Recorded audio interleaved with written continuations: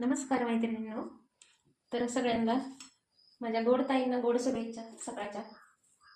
तर आता मी आज तुम्हाला कढी आणि मटकी भाजी असं दोन करणार आहे. कढी मी असं पाऊसही पडला ना असं छान वाटतं गरम गरम कढी पिण्यासाठी.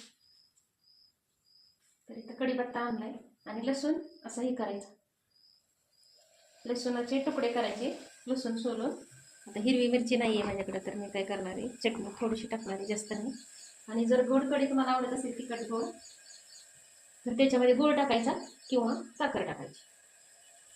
तर मी आता तुम्हाला कढी कशी करते ती मी दाखवते माझ्या पद्धतीने, साधी आणि सोपी आहे.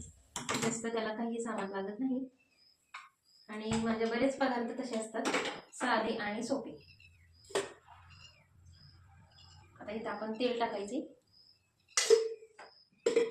तेल टाकलं की आपल्याला मोहरी जिरी टाकायची. इथं मग 2 मिनिटं.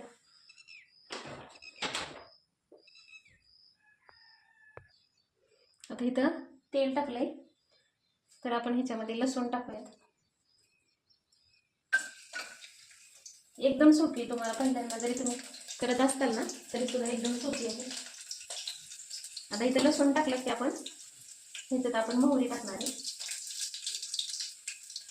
आणि परत जिरी टाकायची आपल्याला आणि कढीपत्ता टाकायचा. कोथिंबीर असेल तर तुम्ही कोथिंबीर सुद्धा टाकू शकता. परत हळद टाकायची आपल्याला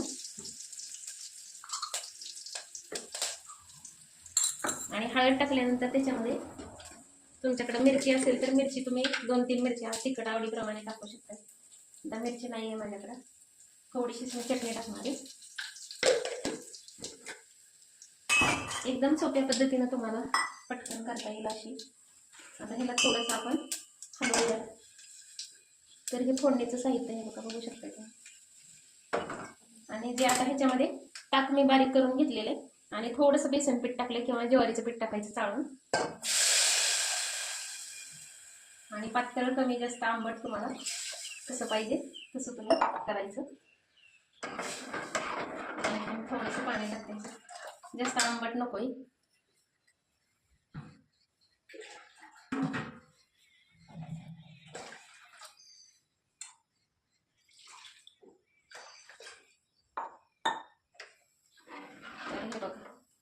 अशी एवढ्या पद्धतीने आता ह्याच्यामध्ये थोडंसं कूट टाकायचं, मोठं टाकायचं मध्यम. आता मीठ टाकते मी आणि थोडंसं कूट टाकायचं आपल्याला.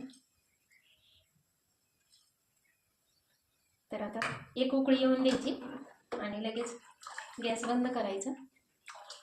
तर तुम्हाला मी कलर दाखवते कढीचा. हे बघा, दिसली का? आणि कोथिंबीर असल्या तर आणखीनच छान. आता आपण इकडं मटकीची भाजी पण पाहूयात. तर पहिल्यांदा आपण तेल टाकून घेऊ. एकदम सोप्या पद्धतीने मी तुम्हाला सांगत आहे. जर तुम्हाला कांदा आवडत असेल तर तुम्ही बारीक कांदा चिरून घ्यायचा आणि त्याच्यामध्ये टाकायचा. तर आपलं तेल तापलं. तेल तापल्याशिवाय आपण टाकायचं नाही. आधी असं तुम्हाला टाकून बघायचं तेल तापलं. एकच मोहरी तडतडली की आपलं तेल तापलं म्हणायचं.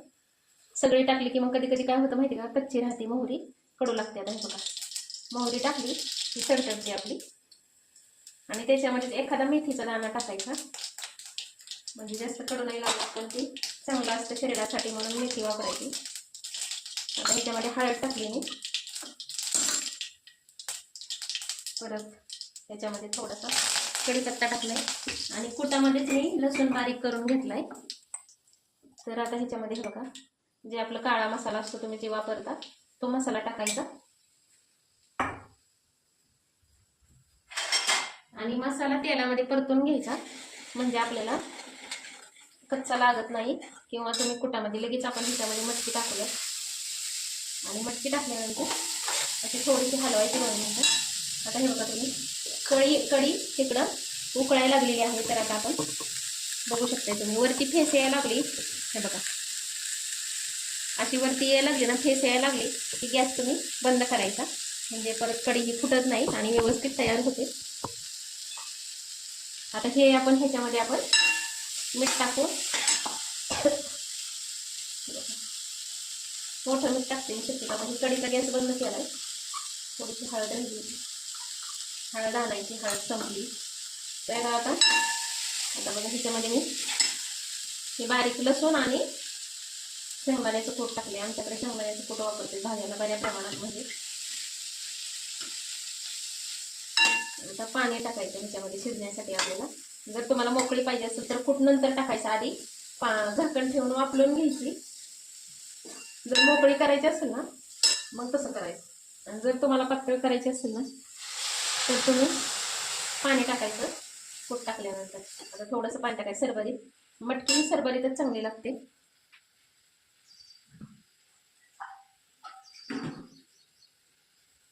मटकीची मिसळ किंवा मटकीची भाजी छान लागते त्याच्यात, किंवा फरसाण टाकून तुम्ही खाऊ शकताय.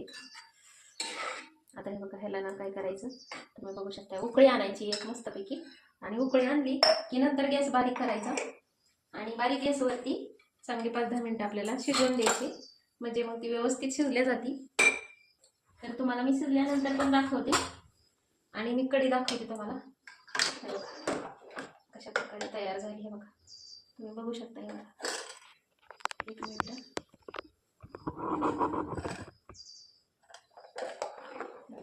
आणि जर तुम्हाला गोड आंबट आवडत असेल ना तर तुम्ही आता ह्याच्यामध्ये गुळ पण टाकू शकता. ज्यावेळेस कढीचं सगळं साहित्य टाकताना मीठ हे टाकलं ना कूट, त्यावेळेस गुळाचा असा एवढा खडा टाकायचा किंवा साखर टाकायची. जर तुम्हाला तशा पद्धतीने जर आवडत असेल तर तुम्ही तशी पण करू शकताय.